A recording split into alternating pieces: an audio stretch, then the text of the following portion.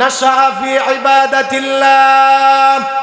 ওই যুবক যেই যুবক তার যৌবনকালটা আল্লাহর ইবাদতের মধ্যে, গোলামির মধ্যে কাটিয়ে দিবে, যেই যুবক তার যৌবনকাল গান বাজনার নাটকের মধ্যে কাটাবে না, যেই যুবক তার যৌবনকালটা মোবাইল, ফেসবুক আর সোশ্যাল মিডিয়ার মধ্যে কাটাবে না, টিভি সিরিয়াল আর নাটকের মধ্যে কাটাবে না, নায়ক নায়িকা, গায়ক গায়িকা আর বড় কোনো ব্যক্তির পিছনে অযথা সময় নষ্ট করবে না, ওই যুবক, যেই যুবক যৌবনকালে আল্লাহর ইবাদত করবে, আল্লাহ পাক আরশের ছায়ার নিচে তাদেরকে জায়গা দিয়ে দিবেন। সুবহানাল্লাহ।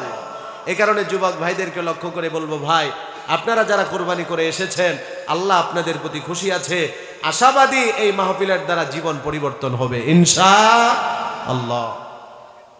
নবীর যুবক সাহাবায়ে কেরামের জীবনের দিকে লক্ষ্য করেন। আমরা তো আজকে নবীদের, সাহাবীদের জীবনী পড়ি না, আজকে বড় বড় কবিদের জীবনী আমরা পড়ি, বড় বড় গায়কদের জীবনী আমরা পড়ি, দুনিয়ার বড় বড় সেলিব্রিটিদের জীবনী আমরা পড়ি। নায়ক নায়িকা, গায়ক গায়িকার, দুনিয়ার সেলিব্রিটি আর কবিদের জীবনী পড়লে জীবনের সুখ শান্তি আসবে না। কেননা অধিকাংশ নায়ক নায়িকা, গায়ক গায়িকা উত্তম চরিত্র বান্না, বরং জমিনের সবচেয়ে নিকৃষ্ট চরিত্রের অধিকারী হলো এরা। বলেন ঠিক কিনা? এদের জীবনী পড়লে তো ভালো কিছু পাবেন না। খেলোয়াড়ের জীবনী পড়ে আপনি কি পাবেন? নায়কের জীবনী পড়ে আপনি কি পাবেন? কবি যে সারা জীবন নামাজ পড়ে নাই, দাড়িটাও রাখে নাই, মুছ লম্বা করছে, তার জীবনী পড়ে, তার লেখনী পড়ে আপনি কি শিখতে পাবেন?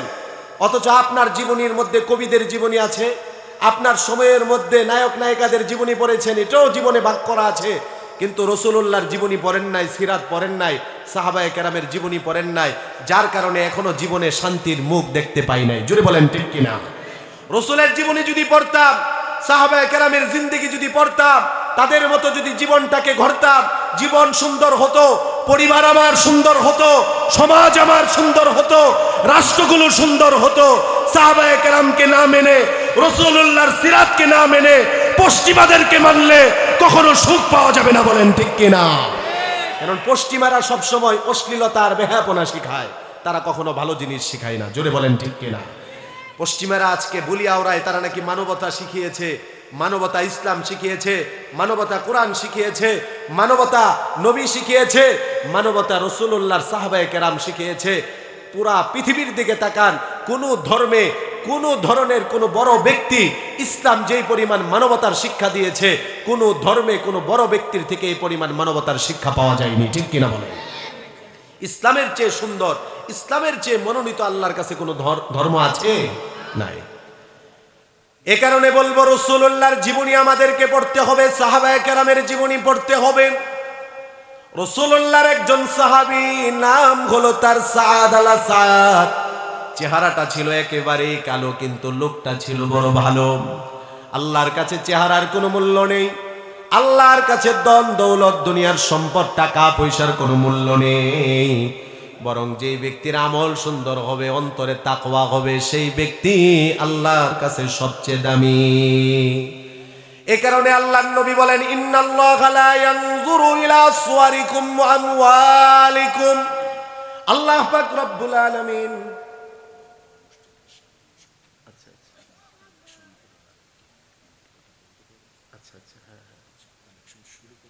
আচ্ছা ঠিক আছে। আচ্ছা, নবীজির একজন সাহাবী, চেহারাটা ছিল একেবারেই কালো, কিন্তু দিলটা ছিল ভালো। আল্লাহর নবী যা বলেছেন, চেহারা সূরত আল্লাহ দেখেন না, ধন সম্পদ আল্লাহ দেখেন না, আল্লাহ বান্দার অন্তর দেখেন, নেক আমল দেখেন। লোকটা যদি কালো হয়, যদি অন্তরে তাকওয়া থাকে, নেক আমল থাকে, ওই লোকটা তার কাছে দামি হয়ে যায়। তিনি কে? হযরতে বেলাল রাদিয়াল্লাহু তাআলা আনহুর চেহারা মনে হয় অনেক সুন্দর ছিল, একেবারেই কালো ছিলেন, কুচকুচে কালো ছিলেন। আল্লাহর জমিনের উপর তিনজন কালো ব্যক্তি ছিল, চেহারা উল্লেখ করার মতো কিছুই ছিল না, যাদেরকে ইতিহাসের পাতায় ব্ল্যাক ডায়মন্ড বলা হয়। চেহারা কালো ছিল, কিন্তু আমল ছিল ভালো, যার কারণে এত দাম আর এত মর্যাদা হয়ে গিয়েছে। হযরতে বেলাল জমিনে হাঁটে, তার আওয়াজ জান্নাতে শোনা যায়। সহিহ বুখারীর বর্ণনা, হাদিসের সংখ্যা হলো 1149 নম্বর হাদিস। আল্লাহর নবী, বিশ্ব নবী রহমাতুল লিল আলামিন মেরাজ থেকে আসলেন।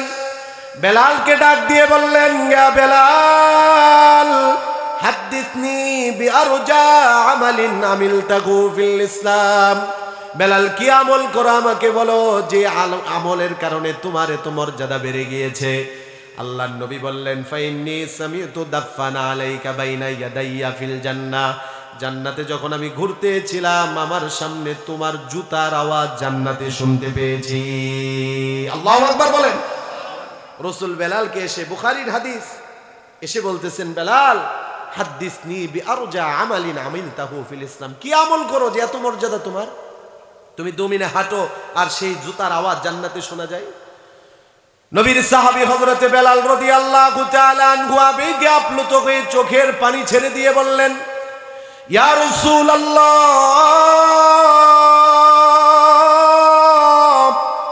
ইয়া হাবিবাল্লাহ, ওগো নবীজি, আমি বেলাল তো উল্লেখ করার মতো এমন কোনো আমল করি না, তবে জীবনে নিয়মিত আমি বেলাল একটা আমল করি। ওই আমলের কথাটা আমি আপনাদেরকে বলে দেই। আমরাও যদি নিয়মিত ওই আমলটা করতে পারি, বেলাল রাদিয়াল্লাহু তাআলা আনহুর মতো আমাদের মর্যাদা যিনি বাড়িয়ে দিবেন তিনি কে? হযরতে বেলাল বলেন, ওগো নবীজি, আন্নী লাম আতাতাহহার তুহুরান ফি সাআতি লাইলিন আও নাহারিন ইল্লা সাল্লাইতু বিযালিকা আত-তুহুরি মা কুতিবা লি আন নুসাল্লি। ওগো নবীজি, আমি বেলালের জীবনের নিয়মিত আমল হলো যখনই ওযুর দরকার আমি ওযু করে নেই, আর ওযু করার পরে 2 রাকাত 4 রাকাত তাহিয়াতুল ওযু আদায় করে নেই। জোরে বলেন সুবহানাল্লাহ।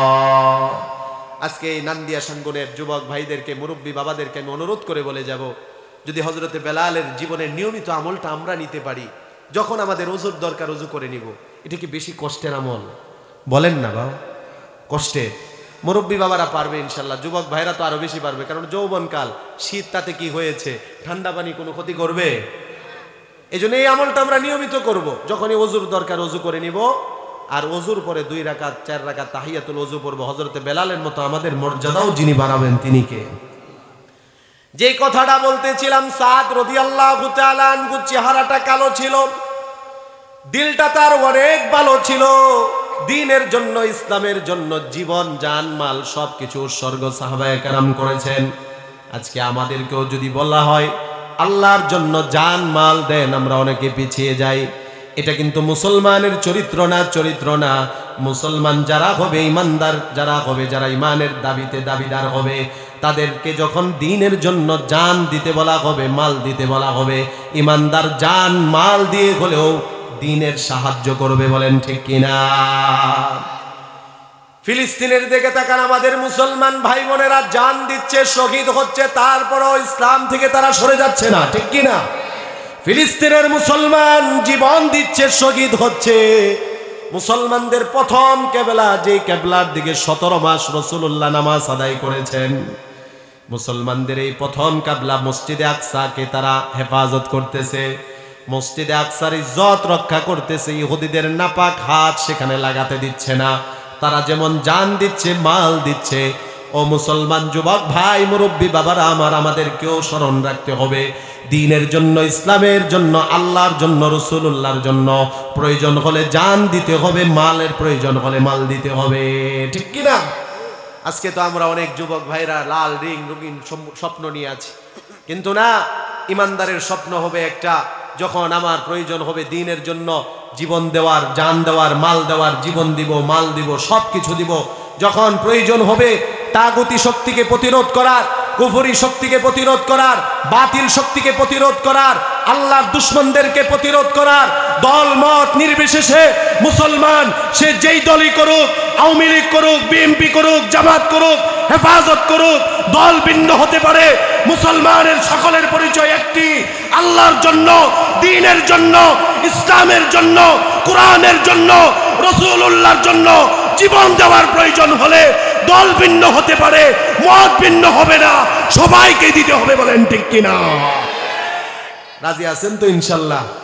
আমরা তো চলে যাই, জান তো দূরের কথা, মালের কথা শুনলে আমরা যাইগা, না শুরু হয়ে গেছে মালের কথা। না, রাসূলের সাহাবেরা জান দেওয়ার প্রয়োজন হলে জান দিয়েছে, মাল দেওয়ার প্রয়োজন হলে মাল দিয়েছে। এই জন্য একজন সাহাবীর জীবনী উল্লেখ করতেছে। হযরতে সাদ রাদিয়াল্লাহু তাআলা আনহু কালো ছিল, যার কারণে মক্কার কোন মেয়ের বাবা কালো ছেলেটার সাথে বিবাহ দিতে রাজি ছিল না, এবং মক্কার কোন মেয়ে এই কালো সাহাবীর সাথে বিবাহ বসতেও রাজি ছিল না। নবীজির কাছে এসে হযরতে সাদ বলে, ইয়া রাসূলুল্লাহ, আমার তো বয়স হয়ে গিয়েছে, বিবাহ করতে মন চায়, কেননা আপনি বলেছেন আন-নিকাহু নিসফুল ঈমান, বিবাহ হলো এটা ইমানের অর্ধেক, যে বিবাহ করলো তার অর্ধেক ইমান পূর্ণ হয়ে গেল, বাকি অর্ধেক সে আমল দ্বারা পূর্ণ করে নেবে। সাদ এই কথা বলার পরে আল্লাহর নবী বড় কষ্ট পেলেন, আহারে আমার সাদ কালো বলে কেউ তাকে বিবাহ দেয় না। আল্লাহর নবী হযরতে সাদকে বললেন, সাদ যাও যাও, মক্কায় ইবনে ওয়াহাব নামক এক ব্যক্তি আছে, মদিনার একজন ব্যবসায়ী ছিলেন ইবনে ওয়াহাব, কিছুদিন আগে রাসূলের হাতে হাত রেখে কালিমা পড়ে মুসলমান হয়েছে। ইবনে ওয়াহাব রাদিয়াল্লাহু তাআলা আনহুর ঘরে একটা সুন্দরী মেয়ে ছিল, যাকে হুরে মদিনা বলা হতো, মদিনার সবচেয়ে সুন্দরী মেয়ে। আল্লাহর নবী সাদকে বললেন, সাদ যাও তুমি ইবনে ওয়াহাবের কাছে গিয়ে বলো, আমি রাসূলুল্লাহ তার মেয়ের জন্য তোমার বিবাহের প্রস্তাব পাঠিয়েছি। সাদ রাদিয়াল্লাহু তাআলা আনহু চলে গেলেন ইবনে ওয়াহাবের কাছে। বিবাহের কথা বলার পরে ইবনে ওয়াহাব বড় রাগান্বিত হয়ে গেলেন। হওয়াটাই স্বাভাবিক, কেননা তিনি তো একজন মেয়ের বাবা। এত সুন্দরী মেয়েটাকে একেবারে গরিব একটা কালো ছেলের হাতে কোনো বাবাকে তুলে দিতে চাই? জোরে বলেন ঠিক কিনা? হযরত ইবনে ওয়াহাব প্রথমত একটু রাগান্বিত হলেন। যখন ফিরিয়ে দিচ্ছিলেন, পর্দার আড়াল থেকে মেয়েটা সব শুনে ইবনে ওয়াহাব তার বাবাকে ডাক দিয়ে বলতেছে, ও বাবা, আপনি মস্ত বড় ভুল করতেছেন। রাসূলুল্লাহ আমার ব্যাপারে তার একজন কালো সাহাবীর বিবাহের প্রস্তাব পাঠিয়েছে। যদি আপনি প্রত্যাখ্যান করেন, রাসূলুল্লাহ মনে কষ্ট পাবে। রাসূলুল্লাহ কষ্ট পেলে আল্লাহও কষ্ট পাবে। আর আল্লাহ যদি নারাজ হন, যে আল্লাহ আমার সৌন্দর্যতা দিয়েছে, আপনাকে ধনী বানিয়েছে, ওই আল্লাহ আপনার ধন কেড়ে নেবে, আমার সৌন্দর্যতা কেড়ে নেবে। বলেন, আমাদেরকে ধন সম্পদ দেওয়ার মালিক কে? আমাদের চেহারার সৌন্দর্যতা দিয়েছেন কে? আমাদেরকে ক্ষমতা দেওয়ার মালিক কে? অতএব ধন সম্পদ বলেন, চেহারার সৌন্দর্যতা বলেন, আর দেহের শক্তি বলেন, আর ক্ষমতা বলেন, সব দেন কে? আল্লাহ তাআলা যাকে পছন্দ করেন তাকে এগুলো দেন। অতএব এগুলো পেয়ে অহংকার করা যাবে না, টাকা পয়সা পেয়ে অহংকার করা যাবে না, বড়াই করা যাবে না। চেহারার সৌন্দর্যতা আর শক্তি নিয়ে অহংকার বড়াই করা যাবে না। ক্ষমতার শক্তি আর বড়াই নিয়ে অহংকার করা যাবে না। কেননা অহংকার করলে যে আল্লাহ দিতে পারেন, সে আল্লাহ নিতেও পারে। ঠিক কিনা? হযরতে সাদ আল সাদের ব্যাপারে মেয়েটা যখন বাবার কাছে এগুলো বলল, মেয়ে বলতেছে পর্দার আড়াল থেকে, ও যুবক, রাসূলুল্লাহ তোমার ব্যাপারে আমার কাছে বিবাহের প্রস্তাব পাঠিয়েছে, আমি রাজি আছি। আর তুমি রাসূলকে গিয়ে বলো আমি রাসূলুল্লাহকে বিবাহের উকিল বানালাম। আল্লাহু আকবার বলেন। কেন সাহাবায়ে কেরামের জীবনী পড়বেন? কি শিখতে হবে তাদের জীবনী থেকে? নবীর সাহাবী হযরতে সাদ আল সাদ বড় আনন্দে চিত্তে বিশ্ব নবীর কাছে চলে গেলেন। গিয়ে বলেন, ইয়া রাসূলুল্লাহ, পাঠিয়েছিলেন ইবনে ওয়াহাবের কাছে, উনি তো প্রথমে রাজি ছিল না, কিন্তু মেয়েটা বড় দিনদার, আপনাকে বড় মহব্বত করে ভালোবাসে। আপনি প্রস্তাব পাঠিয়েছেন, এই কারণে সে আমি কালো হওয়া সত্ত্বেও বিবাহে রাজি হয়ে গিয়েছে। আল্লাহর নবী হযরতে সাদকে বললেন, সাদ আর কি বলেছে? সাদ রাদিয়াল্লাহু তাআলা আনহু বলেন, ইয়া রাসূলুল্লাহ, মেয়েটা বলেছে আপনাকে বিবাহের উকিল বানিয়েছে। আল্লাহর নবী বললেন, ঠিক আছে, যেহেতু আমাকে বিয়ের উকিল বানিয়েছে, আমি 4000 স্বর্ণ মুদ্রা তোমার বিবাহের উকিল হিসাবে ধার্য করলাম। মানে তোমার বিবাহের মোহর হলো 4000 স্বর্ণ মুদ্রা। এই কথা শোনার পরে হযরতে সাদের মুখ থেকে সব হাসি মুহূর্তের মধ্যে চলে গেল। কেননা তার কাছে 4 স্বর্ণ মুদ্রাও নাই। রাসূল তার বিবাহের মোহর ধার্য করতেছে কত স্বর্ণ মুদ্রা? 4000 স্বর্ণ মুদ্রা। তখন 6টা স্বর্ণ মুদ্রা হলে একটা উট কিনা যেত। আর তখনকার মোহর আর এখনকার মোহর কিন্তু এক না। অধিকাংশ আমাদের সমাজে যে মোহর প্রচলিত, আমরা মোহর বলতে যা বুঝি বিবাহের সময় দেখ আর না দেখ, সারাসারি হওয়ার পরে দিবে। ঠিক কিনা বলেন? বলে না? মোহর বলতে তো আমরা এইটাই বুঝি। আমার এক মুসল্লি তার মেয়েকে বিবাহ দিবে, বিয়ের কাঠ নিয়ে আসছে। কাঠ নিয়ে এসে দাওয়াত দিতেছে আর বলতেছে যে হুজুর, 10 লাখ টাকা মোহর ধার্য করছে। আচ্ছা ঠিক আছে, ভালো কথা, তো কত দিতেছে? দেখ আর না দেখ, দেওয়া তো এখন দরকার নাই। তাহলে কবে দিবে? মোহর বলতে আপনি কি বুঝতেছেন? হুজুর 10 লাখ টাকা ধার্য করলাম, এখন 1 লাখ 2 লাখ যাই উসুল হলো, যেটাকে আমরা উসুল বলি, যাই নগদ দেওয়ার দিল, বাকি তো রইলো। এগুলো ভবিষ্যতে যদি আল্লাহ না করুক আমার মেয়ে যদি, ছেলে যদি মেয়েকে ছেড়ে দেয়, যদি কোনো দুর্ঘটনা ঘটে যায়, পরে তো দিবে, আমার মেয়ের একটা ভবিষ্যৎ আছে না? তার মানে বাবা মেয়েকে এখনো বিবাহ দেয়নি, আলোচনা চলতেছে, এখনো বিবাহ হয়নি, কাজ সাবান হয়েছে, বাবা মনে মনে নিয়ত করে নিছে ভবিষ্যতে মেয়ের দুর্ঘটনা ঘটার সম্ভাবনা, বলেন না কেন সম্ভাবনা। তা আমি মনে মনে ভাবতে লাগলাম যে যে বাবা মেয়ের ব্যাপারে এই চিন্তা করে, আল্লাহ মনে হয় এই বাবার নিয়ত গুণেই হয়তো বরকত দান করবে। বেশি না, 2 বছর অতিক্রম করার পরে আমার কাছে এই বাবাই এসে বলতেছে, হুজুর ছেলেটা মনে করছিলাম ভালো, এখন ভালো না, দুশ্চরিত্র, মদ খায়, পরকিয়া করে, অন্য নারীদের সাথে কথা বলে, তো মেয়েটাকে ছেড়ে দিছে, আমিও নিয়ে আসছি। আমি কই তো ওই যে আপনি যে মোহর ধরছিলেন, তার লাভ কি হলো? মোহর বেশি ধরলে কি মোহরটাই কি বিবাহ আটকে রাখতে পারে? মোহরই কি সুখ শান্তি আনতে পারে? মোহরের বিধান তো এটা না। মোহরের বিধান হলো, মোহর হলো নারীর হক, স্ত্রীর হক, এটা অবশ্যই আদায় করে দিতে হবে। তালাকের সাথে এটার সম্পর্ক না, বিবাহের সাথে সম্পর্ক। হ্যাঁ, আপনি নগদ দিতে পারলে ভালো, বাকিতে দেওয়ার সুযোগ আছে। যারা দিয়ে দিয়েছেন আলহামদুলিল্লাহ, যারা এখনো দেন নাই মনে করেন না যে আমরা মুক্তি পেয়ে গেছি, এটা স্ত্রীর হক, অবশ্যই আদায় করে দিতে হবে, ঠিক কিনা? আজকে খবর আছে বাড়িতে গেলে হয়তো অনেকে, আগে দেও পরে বাদ। বিষয়টা এমন না, মা বোনেরা যারা শুনতেছেন আপনাদেরকেও বলি, বাকিতে দেওয়ার সুযোগ আছে, যখন সুযোগ হবে স্বামী দিয়ে দিবে, ঠিক কিনা?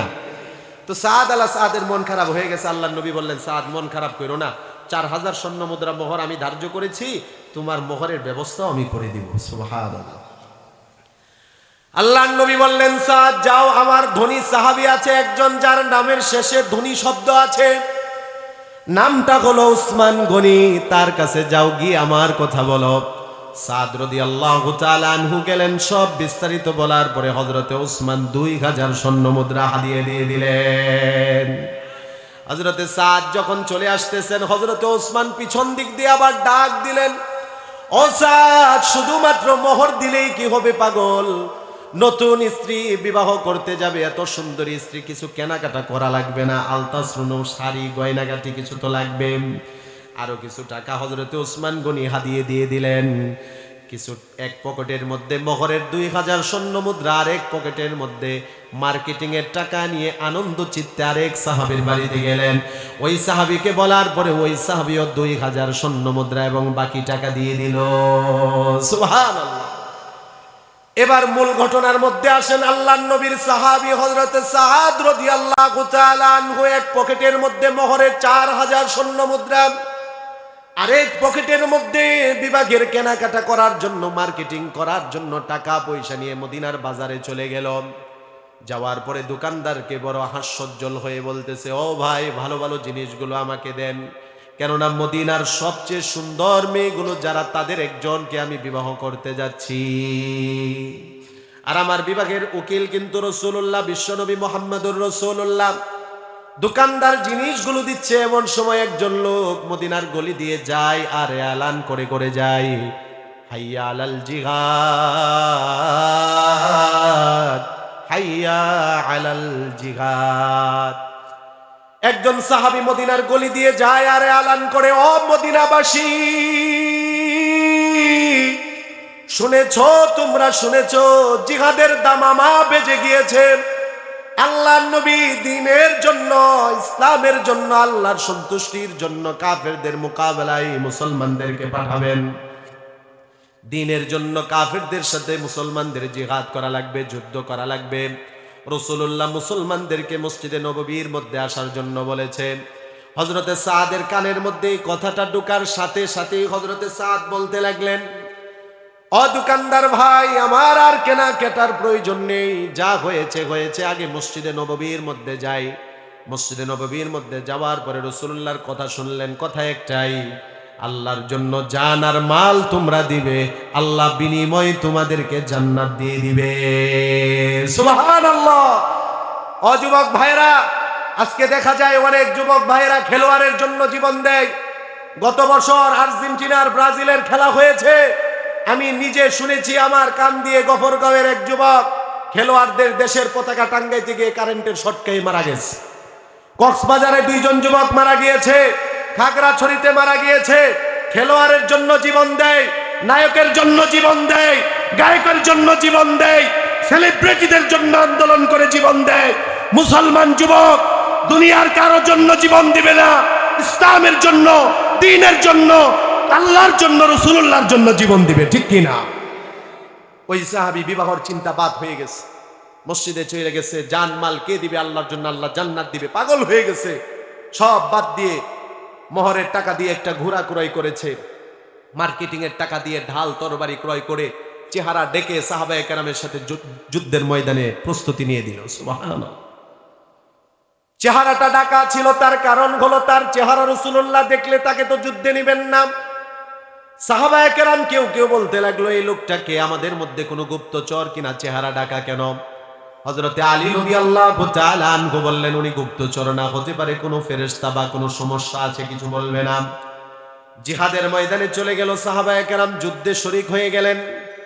যুদ্ধ করতে করতে মুখ থেকে কাপড়টা সরে গেল। হঠাৎ করে রাসূলুল্লাহর চেহারা সাদ আলা সাদের চেহারার উপর পড়ে গেল। আল্লাহর নবী বললেন, এই সাদ, তোমাকে না বিবাহের জন্য বলেছিলাম, তোমার না আজকে বিয়ে করার কথা? হযরতে সাদ মুস্কি হাসি দিয়ে বলে, ইয়া রাসূলুল্লাহ, বিবাহ করার উদ্দেশ্য হলো ঈমান পাকাপোক্ত করা, যাতে জান্নাতে যেতে পারি। যদি বিবাহ না করে জান মাল দিই, যদি জান্নাত পেয়ে যাই, বিবাহের দরকার কি? আল্লাহু আকবার। আল্লাহর নবী বললেন, আসলেই তুমি জান্নাতের পাগল। জিহাদ শুরু হয়ে গেল। সাদ রাদিয়াল্লাহু তাআলা আনহু বীরত্বের সাথে লড়াই করতে লাগলেন। কাফেরদেরকে কচু কাটা করে করে কিছুকে জাহান্নামে পাঠিয়ে এক পর্যায়ে 6-7 জন কাফের হযরতে সাদকে ঘিরে ফেলল। 6-7 জন কাফের হযরতে সাদকে আক্রমণ করে রক্তাক্ত করে শহীদ করে দিল। আল্লাহর নবী যুদ্ধের পরে সাহাবায়ে কেরামের শহীদ লাশগুলোকে জমা করার জন্য বললেন। হঠাৎ করে বিশ্বনবী তাকিয়ে দেখলেন, রৌদ্রের আলোতে সাদ আলা সাদের কালো চেহারা থেকে নূর চমকাচ্ছে।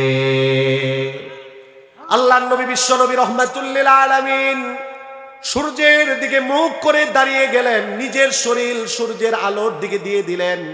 নিজের শরীর মোবারকের দ্বারা সাদ আলা সাদের চেহারার মধ্যে, তার শরীরের মধ্যে ছায়া দিয়ে দিলেন।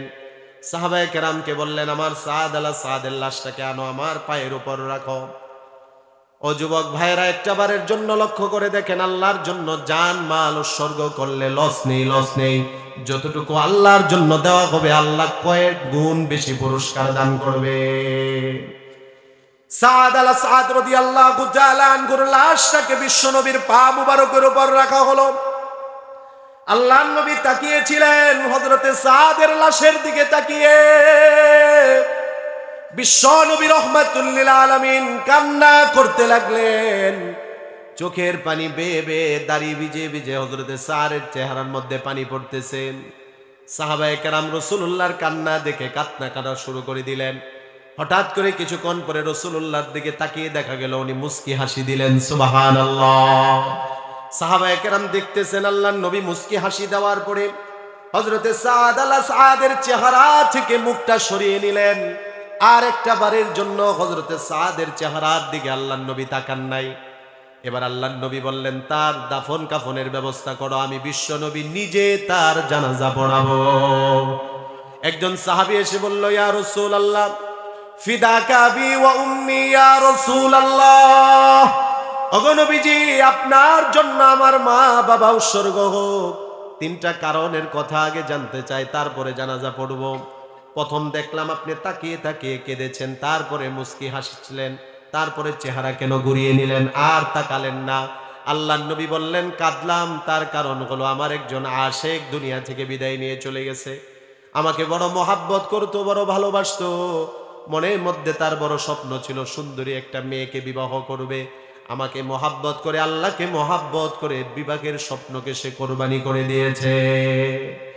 বিবাহের মোহরের টাকা দিয়ে এবং তার মার্কেটিং এর টাকা দিয়ে যুদ্ধের সামান সে ক্রয় করেছে। আল্লাহর খুশির জন্য জান মাল আল্লাহর রাস্তায় উৎসর্গ করে দিয়েছে। এই যে সে শহীদ হয়েছে, আমি মুস্কি হাসি দিলাম এই কারণে, আল্লাহর জান্নাতের হুরেরা তাকে স্বাগত জানানোর জন্য চলে এসেছে।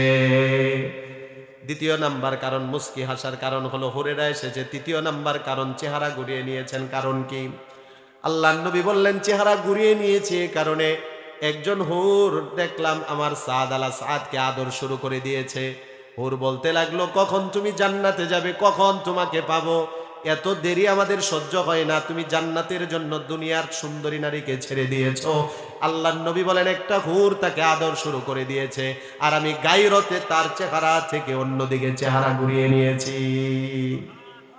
তাহলে দ্বীনের জন্য, ইসলামের জন্য যে যতটুকু করবে তার পুরস্কার তার থেকে কয়েক গুণ। জুড়ে বলেন ঠিক কিনা?